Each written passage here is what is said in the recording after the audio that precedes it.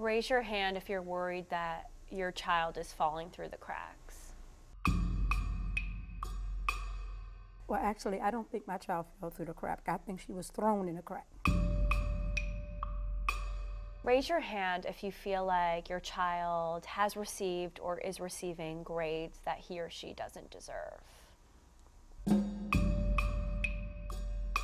My concern is not the letter grade my kid gets. My job as a parent is to make sure that my child can thrive. If that means my child needs to get a D so we can get him what he needs so he can thrive, then he needs to get the D. We invited a group of Prince George's County parents from all different schools who had never met before to our WUSA 9 studios. I'm concerned that my child is just going to be passed straight through school, and then once he graduates, he won't be able to do anything. It was 3 months ago that a state audit found Prince George's County officials were boosting grades on a high school level to improve graduation rates. Since then, our investigation uncovered that report may have missed a huge part of the story. These parents say grade tampering is happening on a middle and elementary school level too. So what they've done is they have given her straight A's to shut me up. For Willetta, it started 5 years ago for her youngest daughter. We won't reveal her name or her school to protect her identity. They simply want to just pass her on. This marking period, just like every other, Willetta's daughter got A's and 1 B and made the honor roll.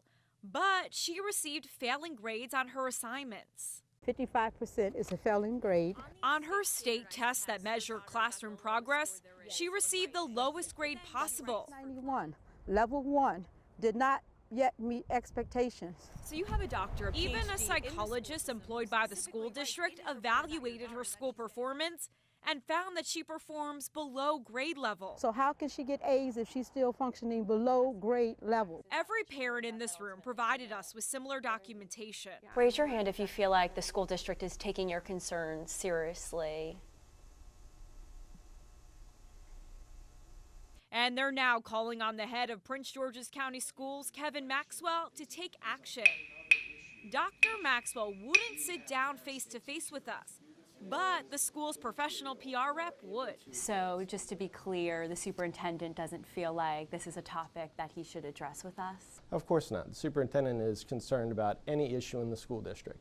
But I'm trying to help you because I want to be able to explain to you the route, the most direct route to a solution that a parent can have. White says it's up to teachers and principals to resolve these types of issues, not Dr. Maxwell. But emails show Dr. Maxwell has been in communication with parents about their concerns. Is the superintendent aware of these grade tampering allegations on the elementary and middle school level? You were the first to bring me those concerns. And I'm just curious, I see in these emails, Dr. Maxwell is on these emails and some other high-ranking officials. How is it that Dr. Maxwell has no idea that this is happening? You're saying that. I'm not saying that. No, you told me that this is the first time you've heard of these allegations. First time that I've heard of it, absolutely. First time I've heard of it. I have the emails right here. And I haven't seen any of them. Even though top administrators are CC'd on the emails, I showed White the students' failing grades on assignments and then their A's on report cards.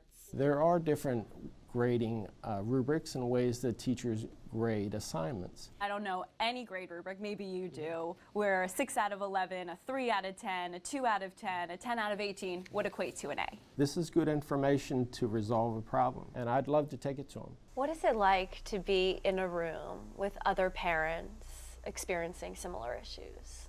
You almost think it's just you, but it feels good to know that there's other parents out there. And I feel supported. When I heard all of these stories, I said, oh, I'm so happy because my school always says I'm the only parent complaining. Wow. I'm not backing down because the kid that sits next to him in class matters. Until every child in this county gets what they deserve, I'm not going to be quiet. Are grade disparities a widespread issue across the county? School officials say no, but we couldn't independently analyze student grade data because of privacy laws. As for the parents you met in our story, school officials are now reviewing their cases. We are going to stay on top of this.